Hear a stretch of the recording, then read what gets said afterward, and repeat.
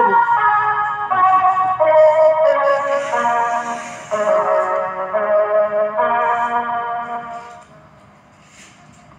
లోన బయట నాలుగు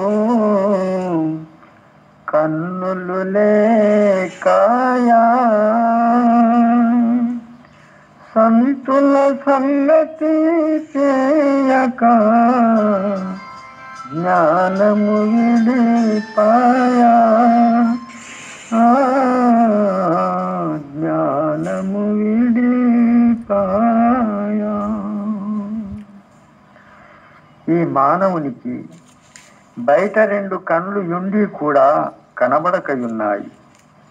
అనగా వస్తుతత్వాలను ఉన్నది ఉన్నట్లా చూస్తాలేడు.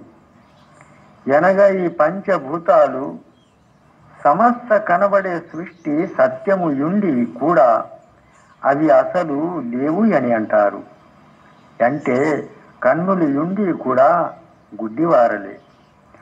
లేదా లోన వివేకము విచారము ఈ కళ్ళు కూడా లేవునంటే వారి 4 కళ్ళు లొట్టలు పోయిన వారి.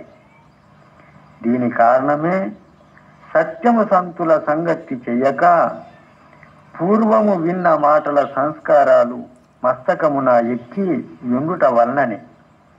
అందుకు సత్యము వివేకి సంతుల సంగతి చేసి సత్యము జ్ఞానం ప్రాప్తించినప్పుడే జీవుడు నిర్భ్రాంతి అయి తన కళ్యాణము చేసుకోగలుగుతాడు.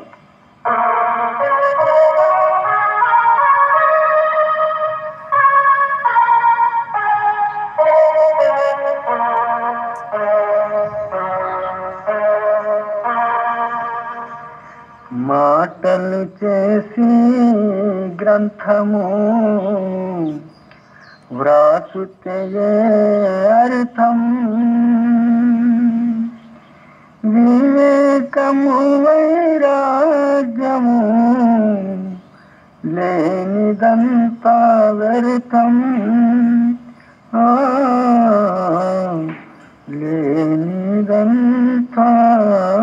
వ్యర్థం. బ్రహ్మజ్ఞానం మాటలు చేసి గ్రంథాలపై గ్రంథాలు వ్రాసినంతలో ఏ గొప్పతనము లేదు. ఎందుకనగా మాటలు చేయడము, పాటలు పాడడము, గ్రంథాలు రాయడము బాగా సులభమైన కార్యమే. కానీ స్వయములో వివేకము విచారము వైరాగ్యము శుద్ధము జ్ఞానము లేనిది అంత వ్యర్థమే.